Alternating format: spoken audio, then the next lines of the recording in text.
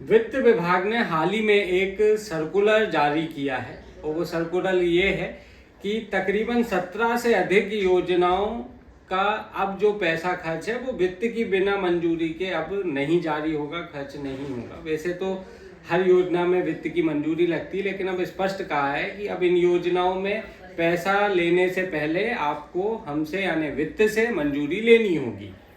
इसमें बहुत सारी योजनाएं हैं जो स्टूडेंट को जो स्कूटी देते थे, लाडली बहना है और भी तमाम सीएम आवास जैसी कुछ योजनाएं हैं।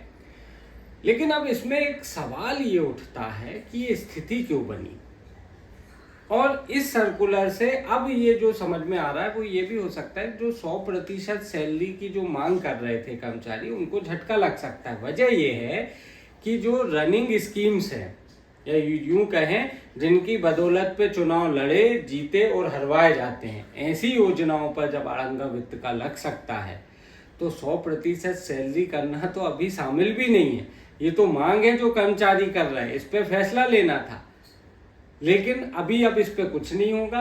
कारण ये है कि ये जो सर्कुलर है वित्त विभाग का, जिसने 17 योजनाओं पे एक प्रकार से बैन लगा दिया कि आप पहले हमसे मंजूरी लो फिर आप इस पे पैसा खर्च करो, इसका सीधा क्लियर एंड कट मैसेज ये है कि सरकार की हालत वित्त के मामले में ठीक नहीं है। सरकारी खजाना खाली हो रहा है, लगातार गवर्नमेंट कर्ज पे कर्ज ले रही है। अभी हाल ही में आपने खबरों में पढ़ा होगा कि सरकार फिर कर्ज ले रही है, 1 महीने के अंदर दूसरी बार ले रही है कर्ज, हाल ही का मामला है।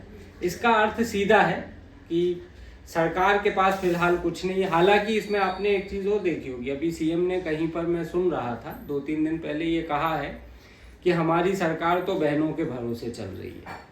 ये मैसेज बहुत बड़ा और गंभीर है।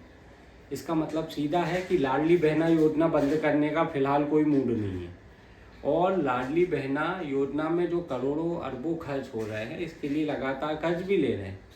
तो ऐसे में मुझे लगता है कि अब ये जो मामला है 100% सैलरी की मांग का, इसको लेके कर्मचारियों को अब कुछ नई रणनीति बनाना पड़ेगी, क्योंकि हालत ख़राब है, खजाना खाली है, और ऐसे में मुझे नहीं लगता कि फिलहाल कोई ऐसा सरकार निर्णय ले कि हम परिवीक्षा अवधि को कम कर दें और पहले साल 70% दे के दूसरे साल 100% सैलरी कर दें।